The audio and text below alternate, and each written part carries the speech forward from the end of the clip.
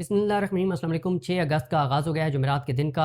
आपको पता ही है कि अब से चंद घंटे पहले सुहेल आफरीदी साहब ने 27 सितंबर को इस्लामाबाद की तरफ लॉन्ग मार्च का ऐलान कर दिया है। और उसके बाद ज़ाहिर है सोशल मीडिया पे दो तरह की आरा आ रही हैं। एक वो राय है जिनका ये ख्याल है कि ये बिल्कुल उन्होंने ठीक किया, उन्होंने टाइम दिया है, तैयारी होनी चाहिए। एक राय ये है कि नहीं, ये उन्होंने एक ट्रक की बत्ती के पीछे लगाया है, एक लंबी तारीख दी है। देखें, मैंने आप अभी जाके देख सकते हैं कि 3+ जो हमारे दोस्त रिजवान गिलज़ई साहब, वसीम मलिक साहब और असद चौधरी साहब करते हैं, उसमें रिजवान गिलज़ई साहब नहीं थे, तो मुझे क्योंकि वो स्टपनी के तौर पे इस्तेमाल करते हैं, वसीम मलिक ना हो तो उसकी जगह बुला लेते हैं, और अगर रिजवान गिलज़ई साहब ना हो तो उनकी जगह बिठा लेते हैं। और जब ये 3 पूरे हों तो फिर नाम 3+ है, लेकिन फिर ये मुझे नहीं बिठाते। खैर, तो लाइटर नोट पे कह रहा हूँ, उसमें मुझे जब रिजवान गिलज़ई साहब नहीं थे और असद चौधरी साहब वगैरह ने बिठाया, तो मैंने उनको उस वक्त बता दिया था कि दो तरह के लोग हैं ना जो ये तनकीद कर रहे हैं कि 27 सितंबर बहुत लेट है। एक वो हैं जो नेक नियति से कर रहे हैं, जो अक्टूबर वाली कॉल में भी खुद शामिल थे, जो नवंबर वाली कॉल में भी शामिल थे, या जिन्होंने कुर्बानियाँ भी दी हैं इस इमरान खान के साथ देते हुए। एक तो वो लोग हैं जो तनकीद कर रहे हैं और शायद वो नेक नियति से कर रहे हों। एक वो हैं जिनके बारे में मैंने पहले बता चुका था कि सुहेल आफरीदी अगर 14 अगस्त की कॉल देंगे तो एक ग्रुप होगा जो फ़ौरन ये नैरेटिव बनाएगा कि सुहेल आफरीदी ने किसी के कहने पर ये 14 अगस्त की कॉल दिया है। इतना कम टाइम कौन देता है जी? ये तो कोई तैयारी भी नहीं होगी, ये तो लोग तैयार भी नहीं होंगे। इसका मतलब है कि ये जानबूझ के इस कॉल को नाकाम बनाना चाहता है। और मैंने उन्हें कहा कि अगर वो सितंबर की कॉल देंगे तो वही ग्रुप ये नैरेटिव बनाएगा कि इतनी लंबी तारीख। चलें, इस पर डिस्कशन कर लेते हैं। आप में से भी बहुत सारे लोग होंगे जिनकी राय मुख्तलिफ होगी, लेकिन ठंडे दिल और दिमाग से ज़रा ज़मीनी हक़ाइक़ पे बात कर लेते हैं। ज़मीनी हक़ाइक़ क्या हैं? ज़मीनी हक़ाइक़ ये हैं कि इस वक्त पाकिस्तान के अंदर जो निज़ाम चल रहा है, इस निज़ाम में 26 नवंबर हुआ, 24 लोगों की जानें चली गई। सानिया मुरीद के हुआ, आज तक कुल तादाद ही नहीं पता, और तहरीक लब्बैक की क़यादत जो है वो आज तक लापता है। कश्मीर के अंदर जो सूरत हाल हुई, जब आयतुल्लाह ख़ामनेई साहब की शहादत के बाद जो प्रोटेस्ट हो रहे थे, उसमें जो कुछ हुआ, देखें पाकिस्तान के अंदर इस वक्त ये एक ग्राउंड रियलिटी है कि लोगों के अंदर बहुत ज़्यादा खौफ है। आप ये देखें कि आज आप इलेक्शन करवाएं तो कम से कम 4 से 5 करोड़ लोग 4 से 5 करोड़ लोग इमरान खान को वोट देने के लिए निकलेंगे। क्या मैं गलत कह रहा हूँ? तो मेरी तस्दीक कर दें आप। 4 से 5 करोड़ लोग कम से कम निकलेंगे। लेकिन जब कल इमरान खान के नाहक कैद को 3 साल मुकम्मल हुए हैं, तो पूरे पाकिस्तान में कितने लोग निकले होंगे? मैक्सिमम 10 लाख लोग निकलेंगे। मैक्सिमम 10 लाख लोग पूरे पाकिस्तान में। अपने अपने शहरों में निकलना था और 10 लाख लोग निकले। वोट डालने के लिए निकलना हो तो 5 करोड़ लोग निकलेंगे, 4 करोड़ लोग निकलेंगे, क्योंकि ये ग्राउंड रियलिटी है। लोगों को गोली का खौफ है। जो बंदा घर से, ये जो 10 लाख लोग कल निकले हैं ना, ये वो लोग हैं जब ये घर से निकल रहे थे तो इनको पता था कि मैं गिरफ्तार हो सकता हूँ, मैं जबरी तौर पे गुमशुदा हो सकता हूँ, मेरी जान जा सकती है, मैं गोली लगने से ज़ख्मी हो सकता हूँ, मेरे घर की चादर चारदीवारी का तकद्दुस पामाल हो सकता है, मेरे बच्चों को नुकसान पहुँच सकता है। मतलब ये तमाम चीज़ें जहन में रख के और ये 10 लाख लोग पूरे पाकिस्तान में निकले, जो पूरे पाकिस्तान में निकले। लिहाजा ये एक ग्राउंड रियलिटी है कि लोगों के अंदर खौफ है, लोगों को, क्योंकि जो कुछ पाकिस्तान के अंदर हुआ है। दूसरी बात यह है कि ये भी एक ग्राउंड रियलिटी है कि तहरीक इंसाफ की लीडरशिप डिस्क्रेडिट हो चुकी है। लोगों अब तहरीक इंसाफ की क़यादत को अपनी क्रेडिबिलिटी भी बहाल करनी है, उनको लोगों को कुछ एक्टिविटीज़ करके खौफ से भी निकालना है, उनको तैयारी भी करनी है। क्योंकि अगर कोई ये कहता है कि नहीं, लोग तो निकलने के लिए तैयार हैं, लोग तो इनकलाब के लिए तैयार हैं, तो फिर सुहेल आफरीदी की कॉल की ज़रूरत नहीं है। ये जो काकरोच पार्टी बनी है इंडिया में, उसको जो बनाने वाला है, क्या वो कोई किसी पॉलिटिकल पार्टी का या पीटीआई जैसी पॉलिटिकल, कोई पॉपुलर पॉलिटिकल पार्टी जो वहाँ की है, उसका कोई नुमाइंदा था? उसका कोई नामजद करता था? नहीं। एक नौजवान खड़ा हुआ और लाखों नौजवान उसके साथ खड़े हो गए। और अभी जब उसने धरना दिया तो 1 लाख से ज़्यादा नौजवान उसके साथ निकले।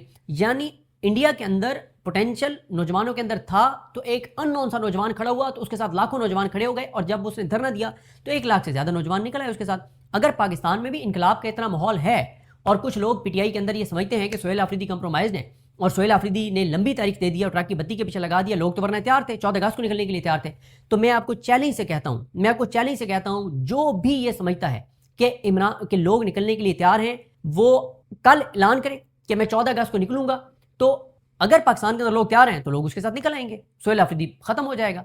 लेकिन ठंडे दिल और दिमाग से बात कीजिए, और वो ये है कि लोगों के अंदर खौफ बहुत ज़्यादा है। लोगों को केपी से, ज़ाहिर है केपी में तो वो सूरत हाल नहीं है ना जो पंजाब में। केपी से आपने लोगों को लाना है, पूरी आपने उसकी तैयारी करनी है, आपने गाड़ियों का अरेंज करना है।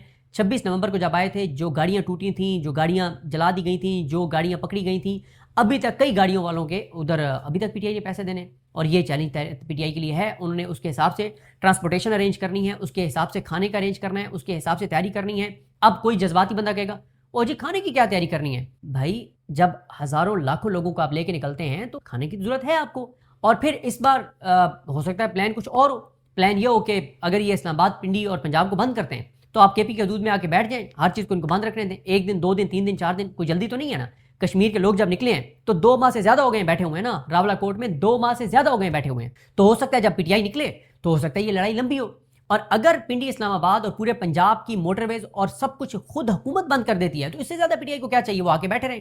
اور اب آپ دیکھیں گے کہ یہ جو ایک ٹائم انہوں نے دیا ہے، اس میں جو حالات اکانومی کے بگڑیں گے، اس سے پہلے جو محسن نقوی نے کہہ دیا، جس کی انہوں نے اب وضاحت کر دی ہے کہ سسٹم کولیپس کر گیا ہے، تو اس سارے میں یہ ایک اور پریشر ہوگا. سیاسی عدم استحکام، معاشی عدم استحکام میں تیزی سے اضافہ کرتا ہے. پہلے ہی جب محسن نقوی نے کہہ دیا کہ سسٹم کولیپس کر گیا ہے تو اگر کوئی انویسٹ کرنا بھی چاہتا تھا تو اب کیوں کرے گا کہ محسن نقوی کہہ رہا ہے سسٹم کولیپس ہو گیا، اس کا مطلب ہے چیزیں تو نہیں چل رہی. گھر کا بندہ کہہ رہا ہے کہ چیزیں نہیں چل رہی، حکومت کے گھر کا بندہ، سسٹم کے اندر کا بندہ کہہ رہا ہے کہ کام نہیں چل رہا، تو اس کا مطلب یہ ہے کہ اگر حکومت کے گھر کا بندہ یہ بات کہہ رہا ہے تو پھر پیچھے کیا رہ جاتا ہے. تو یہ ساری چیزیں، تو میں یہ، اور پھر اس کے علاوہ بات میں ہمیشہ یہ بات کہتا ہوں اور حلفاً یہ بات کہتا ہوتا ہوں کہ جس بندے نے نہیں جانا نا، ڈی چوک پہ نہیں جانا، وہ کہتا ہے، اور 99% لوگ وہ ہیں جنہوں نے ڈی چوک نہیں جانا، لیکن ان کی خواہش یہ ہے کہ کے پی والے نکلیں، پشتون نکلیں، 2.5-3 لاکھ پشتون نکلیں، کوئی 1-1.5 لاکھ پنجاب کے لوگ نکلیں، کوئی سندھ سے نکلائیں، کوئی بلوچستان سے نکلائیں، کوئی کشمیر سے نکلائیں، یہ 4-5 لاکھ لوگ ڈی چوک جائیں، جا کے گولیاں کھائیں، گولیاں چلائیں، اور یہ جا کے اور کیا کریں کہ یہ جا کے اور اس حکومت کو گرا دیں تاکہ ہماری زندگیوں میں سکون آ جائے.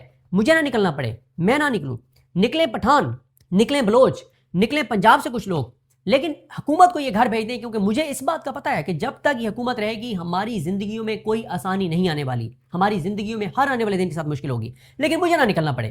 بات یہ ہے کہ جن لوگوں نے نکلنا ہے وہ بھی کسی کے بچے ہیں، اگر ان کے بچے ہیں تو ان کو بھی اپنی اولاد اسی طرح سے پیاری ہے جیسے کسی باپ کو ہوتی ہے. اس کے بچوں کی بھی اپنے باپ سے وہی محبت ہوگی جو بچوں کی والدین سے ہوتی ہے. وہ اگر کسی بیوی کا شوہر ہے تو اس کے بھی کوئی ذمہ داریاں ہیں، اگر وہ کسی ماں کا بیٹا ہے تو اس کا مطلب وہ بھی، اس کی جان بھی اتنی قیمتی ہے.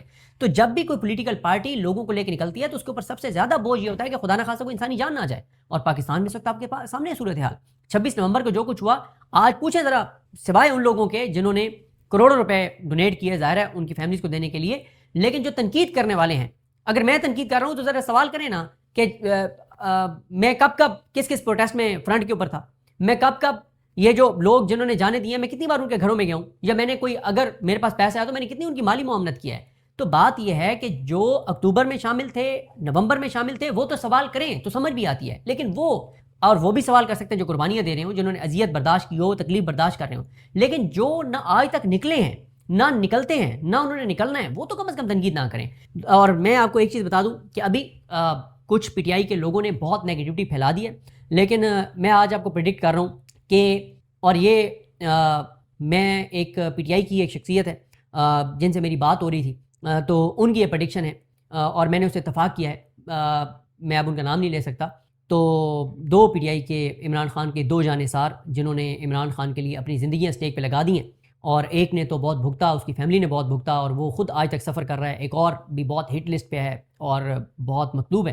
تو وہ دونوں اکٹھے تھے عمران خان کے جانثار، ان سے میری بات ہو رہی تھی. تو ان میں سے ایک نے مجھے، جن سے میری تفصیلی بات ہوئی، انہوں نے کہا کہ میں آپ کو یہ بتا دوں کہ، اور میں نے جب ان کے دلائل سنے تو میں نے کہا یہ بالکل میں بھی اب یہ پریڈکٹ کر رہا ہوں اور میں قائل ہوں اپنی بات سے کہ جتنی مرضی کو نیگیٹیوٹی پھیلا لے، آپ دیکھیں گے کہ آخری 8-10 دنوں میں وہ ماحول بن جائے گا 27 سپٹمبر سے پہلے کہ یہ ساری نیگیٹیوٹی جو ہے وہ ختم ہو جائے گی اور یہ سب کچھ وہ ہو جائے گا. ابھی تو دیکھیں کچھ میں نے آپ کو بتانا کہ ایک ایسا گروپ تھا جو، اور ہمیشہ سے اسٹیبلشمنٹ یہ کرتی ہے کہ وہ سب لوگوں کو ایک موقع پہ استعمال نہیں کرتی. جیسے کسی کو 26ویں آئینی ترمیم میں استعمال کر لیا، کسی کو 27ویں آئینی ترمیم میں استعمال کر لیا، کسی کو کسی اور مقصد کے لیے.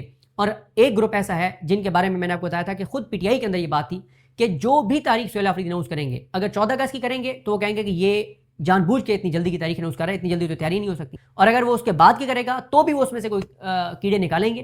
تو ایک گروپ ایسا ہے پی ٹی آئی کے اندر جس کو یہ ٹاسک، شاید پی ٹی آئی کے کچھ لوگ سمجھتے ہیں کہ دیا گیا ہے کہ کوئی بھی موو ہو تو اس کو کنٹروورشل بنانا ہے. تو باقی بار بار کہہ رہا ہوں کہ جو اکتوبر میں نکلے، جو نومبر میں نکلے، ان کا سوال کرنا بنتا ہے، اور جنہوں نے اب دوبارہ ساتھ نکلنا ہے ان کا سوال کرنا بنتا ہے، جنہوں نے قربانیاں دی ہیں اور قربانیاں دے رہے ہیں ان کا سوال کرنا بنتا ہے.